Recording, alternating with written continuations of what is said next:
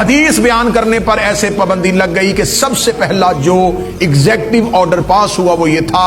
کہ جن اصحاب کو سب سے زیادہ حدیثیں یاد ہیں، عبداللہ ابن مسعود، ابو درداء انصاری اور حضرت ابو ذر غفاری، ان کے مدینہ سے باہر نکلنے پر پابندی لگا دیں گے۔ یہ مدینہ سے باہر نہیں جا سکتے، اور اگر یہ مدینہ کے اندر رہیں گے تو یہ کسی کو حدیث نہیں سنائیں گے، یہ بالکل نہیں بتائیں گے کہ ہم نے نبی کو کیا کہتے ہوئے سنا ہے۔ پہلا 2.5 سال کا دور اسی طرح گزرا کہ حدیث نہ بیان ہو رہی تھی،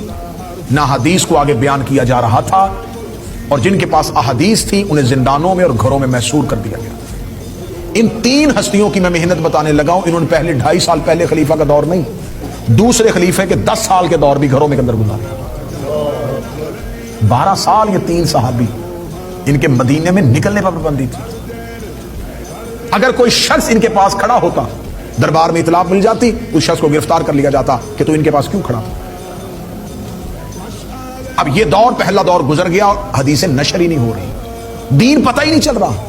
نبی کیا کہہ کے گئے تھے، وضو کے احکامات کیا تھے، غسل کے احکامات کیا تھے، صدقہ کس کو دینا ہے، زکوٰۃ کیسے دینی ہے، یہ تمام نصاب جو 23 سال میں نبی نے مرتب کیا تھا، جو آنے والے اس پہلے دور میں آگے منتقل ہونا تھا، وہ ہوا ہی نہیں۔ تو اب آپ مجھ پہ سوال کریں کہ پھر یہ جو ہمارے پاس اتنی حدیثیں پہنچی یہ کیسے پہنچ گئی؟ حضور یہی تو میں آپ کو لے کے آنا چاہتا ہوں کہ جن کتابوں سے آج ہمیں کہا جا رہا ہے یہاں سے علی ثابت کریں، ہماری کتاب میں تو نہیں لکھا، ہم نے تو کہیں ماتم نہیں لکھا، ہماری کتاب میں تو کہیں نہیں لکھا کہ اہل بیت معصوم ہے، ہماری تو ہم بتاؤں تو صحیح، یہ تمہاری جو کتابیں ہیں یہ لکھی کہاں پر گئی ہیں؟ حدیث بیان کرنے پر پابندی، حدیث نشر کرنے پر پابندی، کیا پہلے خلیفہ کے دور میں صرف نہیں، دوسرے خلیفہ کے دور میں اور زیادہ سختی کر دی گئی، بلکہ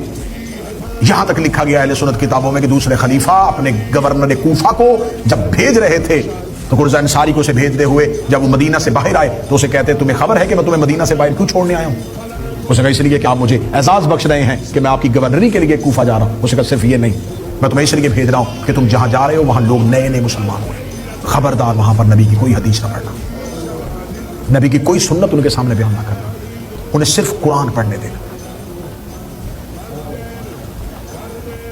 اب جب یہ دور چل رہا تھا اور یہ ایک دور چل رہا ہے،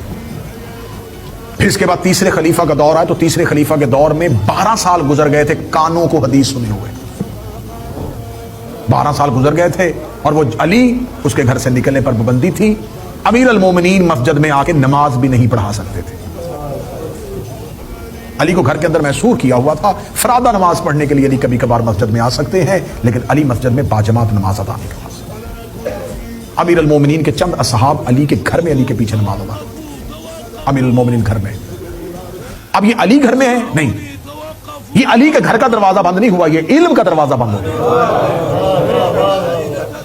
ایسا ہی کہوں نا جی، ہدایت کا دروازہ بند ہو گیا، موضوع پسند ہے سرکار،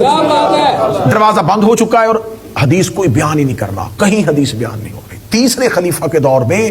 صرف یہ نہیں ہوا کہ حدیثیں بیان کرنے پر پابندی ہوئی، تیسرے خلیفہ کے دور میں احادیث بنائی جانی شروع ہو گئی۔